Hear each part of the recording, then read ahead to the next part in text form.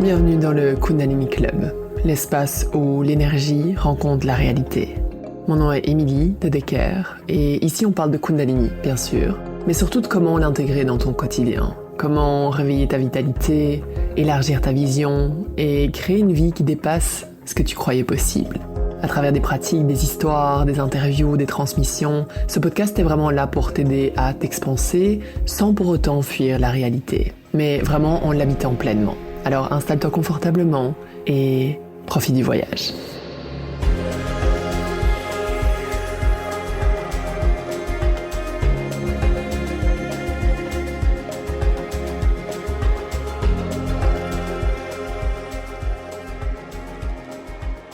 Salut à toi et bienvenue dans ce nouvel épisode. C'est le jour 4 de la série Sur la route de ma marche en Bretagne et sache que je l'enregistre près de 3 semaines après. Tout ce que je vais partager aujourd'hui provient d'audio que j'ai fait durant cette dernière journée de marche, comme d'ailleurs les 3 autres jours. Aujourd'hui, je suis en Auvergne avec mes enfants, on est chez des amis. Il y a la vie autour de moi, il y a des enfants, il y a du bruit. Donc ce sera imparfait, mais je pense que le message que je vais te partager aujourd'hui est vraiment super important.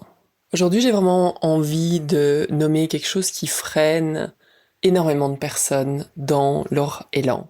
Et c'est cette croyance qu'il faut être sûr à 100% de là où on a envie d'aller et que tout doit être sous contrôle, que les astres doivent être complètement alignés, que si jamais c'est la bonne direction à prendre, tu vas le savoir. Puis il y a un peu cette croyance dans le monde spirituel que oui, c'est sûr que tu peux avoir des moments de connexion très forts à ce projet où tu sais que c'est la bonne chose à faire, mais ça n'empêche qu'il va y avoir une partie de toi qui va être terrorisée.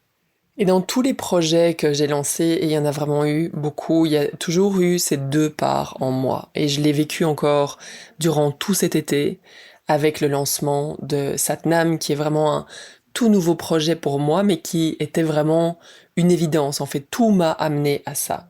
Et donc, au niveau des parts qui existent à l'intérieur de moi, tu verras si tu te reconnaîtras là-dedans, il y a celle qui sait que c'est la meilleure idée. Tu vois, il y a ce moment de « Oh, ok, go, j'ai envie d'aller dans cette direction-là, je sens qu'il y a une excitation, je sens que ça va être génial, j'ai cette conviction à l'intérieur de moi que ça va être génial, et il y a cette part aussi qui sait qu'elle peut le faire, sinon j'aurais même pas eu cette idée-là, donc il y a vraiment cette part qui est très présente, et il y a l'autre part, celle qui murmure au début et qui crie de plus en plus fort au fil du temps. Plus tu te rapproches de la concrétisation de ce projet, plus cette part, si tu n'en as pas conscience, ou si jamais tu as tendance à, j'ai le terme en anglais qui me vient, mais à merger, vraiment à te mélanger complètement avec cette part-là, c'est celle qui va commencer à crier, qui va dire « mais t'es complètement dingue !»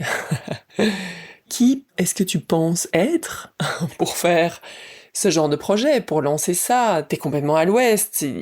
Alors ça va se traduire de plein de façons différentes. Tu peux avoir peur de la critique, tu peux d'un coup avoir un flou énorme, tu sais plus en fait pourquoi tu veux faire ce que tu fais, tu sais plus vraiment ce que tu as envie de partager, et il y a tout qui commence à être flou. Et c'est ce que j'ai pu voir constamment chez toutes les femmes que j'ai accompagnées au fil des programmes, au fil des coachings one-on-one, c'est qu'il y a toujours cet enthousiasme de départ, et puis il y a celles qui vont décider d'écouter la bonne voix. Alors ma question pour toi aujourd'hui, c'est quelle voix est-ce que tu décides d'écouter? Celle qui est sûre, qui sait que c'est la bonne chose à faire, que c'est la direction à prendre, ou celle qui crie à l'intérieur de toi, de plus en plus fort, t'es complètement folle. Et je pense que le succès, c'est vraiment ça, c'est de réussir à avancer avec ces deux voix, savoir qu'elles seront toujours présentes. Ça fait 10 ans que je suis entrepreneur, ça fait 10 ans que dès que je lance quelque chose de nouveau, ces deux voix sont présentes, ça fait partie du quotidien, c'est juste que j'ai appris à écouter la bonne voix. Et parce que la réalité, c'est que tant que tu ne l'auras pas fait, tant que tu n'auras pas concrétisé ton projet, tu n'auras pas accumulé l'expérience, qui est en fait la seule chose qui va vraiment te donner confiance. Un programme comme Satnam, jamais, j'aurais même pas pu y penser il y a 10 ans, il y a 5 ans, il y a 3 ans, c'était hors de mon champ. C'est juste qu'avec le temps, avec les expériences, toutes les fois où j'ai dit oui, toutes les fois où j'ai écouté la bonne voix, celle qui me poussait à chaque fois en dehors de ma zone de confort, c'est là où j'ai pris de plus en plus de confiance, appris de plus en plus de choses, et pas juste au niveau intellectuel. C'est vraiment au niveau de l'expérience corporelle qui fait que, aujourd'hui, oui, je sais que c'est présent, j'ai un nouveau, je sors quelque chose de complètement nouveau. Il y a cette peur qui est là, évidemment. Je la regarde, je l'observe, et c'est ok. Je continue à avancer, j'ai des stratégies, des techniques qui me permettent juste de continuer. Donc il faut vraiment prendre conscience que cette confiance, elle va pas tomber du ciel. Tu vas pas te réveiller un matin en disant «Oh génial, ok, c'est bon, aujourd'hui je le sens et puis j'y vais». C'est vraiment quelque chose qui se construit en avançant, même avec la peur qui te suit, qui te colle au basket. Et donc, une des choses que je fais, justement, quand c'est présent, c'est faire quelque chose comme j'ai fait en Bretagne. Vraiment reprendre du temps seul pour me reconnecter à qui je suis, me reposer la question, est-ce qu'il y a des cadres dans lesquels je me suis mis? Est-ce que j'ai certaines certitudes par rapport à ce programme? Est-ce que je peux me connecter et demander du soutien plus subtil, plus grand de mes anges, de mes guides? Et donc, c'est quelque chose avec lequel je travaille énormément depuis quelque temps maintenant. Utiliser aussi ma propre médecine. Je pense que c'est là aussi où il y en a beaucoup qui finissent par se planter. On dit toujours le cordonnier qui est le plus mal chaussé. C'est exactement ça. C'est que tu vends du bien-être ou tu parles de certaines choses et en fait, toi-même, c'est extrêmement difficile au quotidien et c'est important d'avancer même quand c'est challengeant au quotidien. Je suis vraiment celle qui va prôner le fait que la vie n'est pas juste de la lumière et rose et tout ça, c'est juste qu'il faut que tu utilises tes outils et ta médecine. Et pendant que je marchais, il y avait cette image qui me venait de musiciens incroyables, passionnés, qui montent sur scène pour la première fois.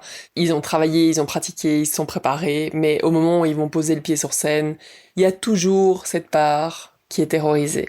Je pense que tous les artistes à qui tu peux parler vont te le dire, il y a ce moment, juste avant de rentrer sur scène, où je pourrais presque mourir. Il y en a qui...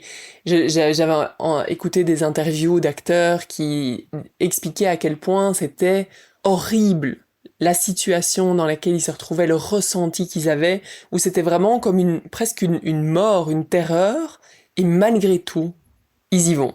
Parce qu'une fois qu'ils sont lancés, une fois qu'ils sont portés par l'élan, la confiance s'ancre, et c'est vraiment, il faut voir ça comme des couches qui s'accumulent. À chaque fois, tu te crées une nouvelle base. À chaque fois que tu suis ton cœur, que tu suis ton intuition, et que tu fais ce que t'as dit que t'allais faire, t'accumules des couches qui te donnent de plus en plus confiance et qui te créent vraiment cette nouvelle base.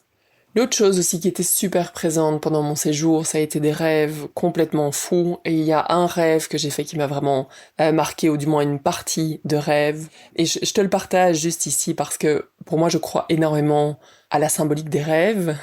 Et ça me permet de vraiment aussi voir la direction dans laquelle je dois aller. C'est sûr que je mets pas tout mon avenir là-dedans, mais disons que ça me guide énormément au quotidien. Et à la fin, dans une partie de ce rêve, il fallait que je rentre. Je pense que j'étais sortie toute la nuit. Il fallait que je rentre chez mon père. Et dans le rêve, je me suis dit, je vais pas rentrer là. Et je parle pas de mon père physique, mais vraiment la symbolique du père. Et à la fin, je devais rentrer donc chez lui et je décide de ne pas y aller parce que je me rends compte qu'en fait, j'ai pas mes affaires qui sont là.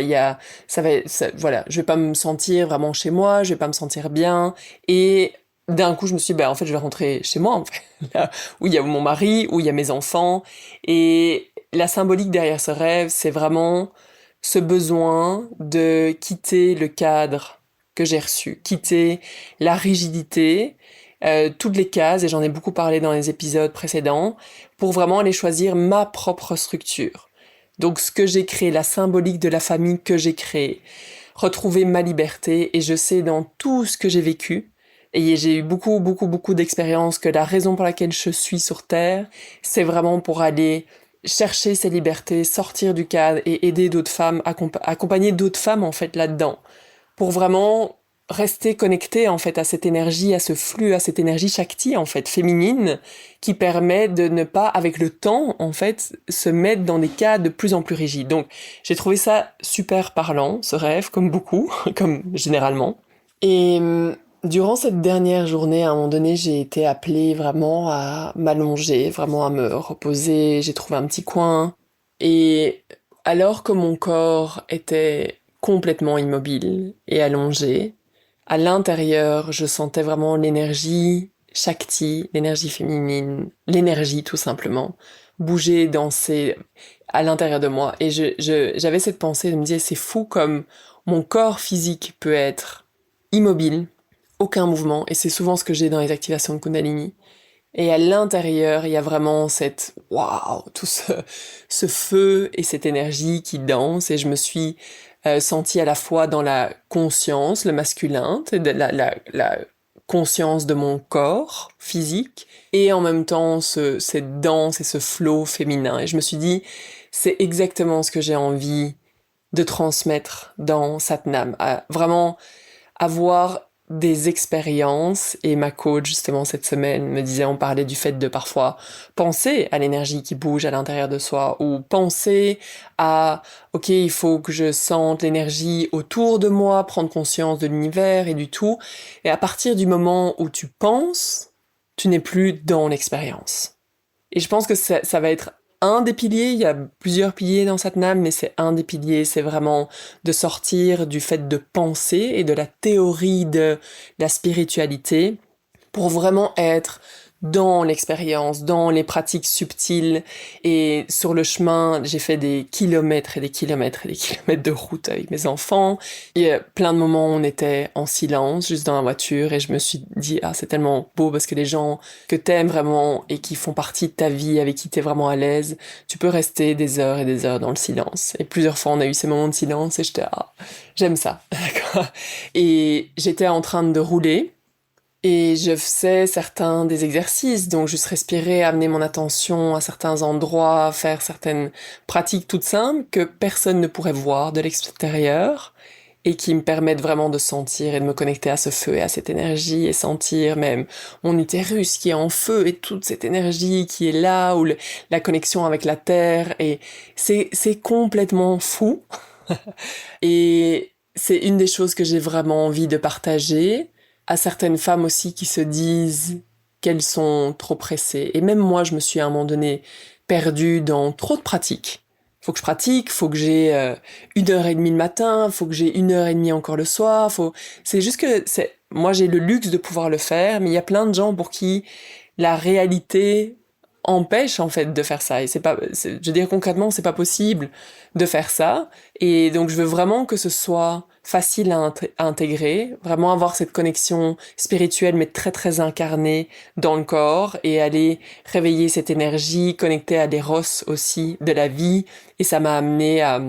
Il y aura chaque mois, donc Satnam dure 4 mois, il y aura chaque mois une déesse, une déité, un maître ascensionné qui va vraiment guider ce mois-là aussi, qui va nous accompagner.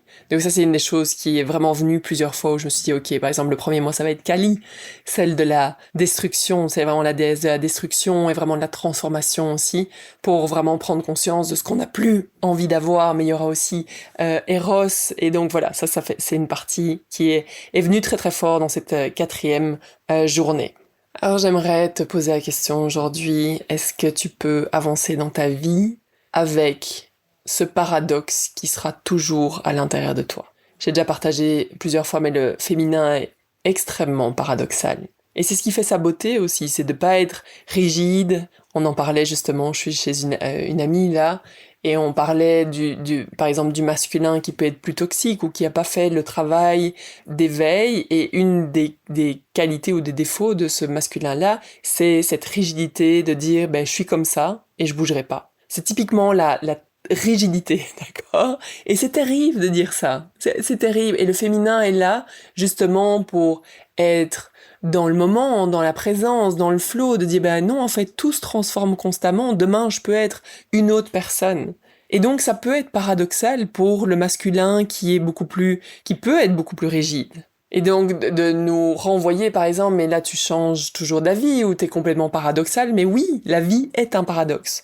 Je peux vivre avec la grande excitation de lancer un projet et la terreur de le lancer, ce même projet. Et vraiment, pose-toi la question, est-ce que je peux avancer malgré tout? Est-ce qu'il y a quelque chose que j'ai envie de créer dans ma vie aujourd'hui et je suis en train d'écouter la mauvaise voix? Et c'est pour ça que je le répète constamment, et j'en ai fait une publication justement aujourd'hui sur Instagram, c'est l'importance d'être reflété, d'avoir des miroirs qui te font avancer dans le sens de tes rêves dans ta vie.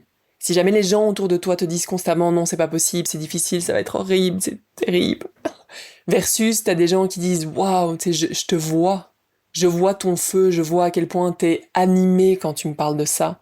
Imagine à quel point ça transforme ta vie. En fait, ça transforme absolument tout.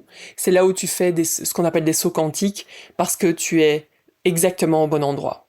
Donc, est-ce que tu peux accepter que la confiance et la peur coexistent? C'est pas l'un ou l'autre. Et là aussi, si quelqu'un te dit, si t'as peur, c'est peut-être le signe que non. Non, non. La peur, c'est le signe que t'es au bon endroit.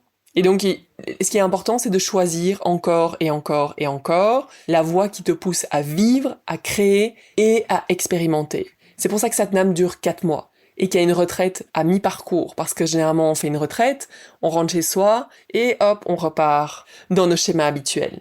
Et c'est vraiment difficile au début de choisir constamment cette voie qui te pousse à aller plus loin. Donc, sache vraiment que le moment parfait et aligné, facile, évident, n'arrivera jamais. Et c'est très bien comme ça. C'est juste un test de l'univers de voir est-ce que tu as vraiment envie d'aller dans cette direction-là. Et voilà ce que j'avais envie de te partager aujourd'hui. Tu me diras comment ça résonne pour toi.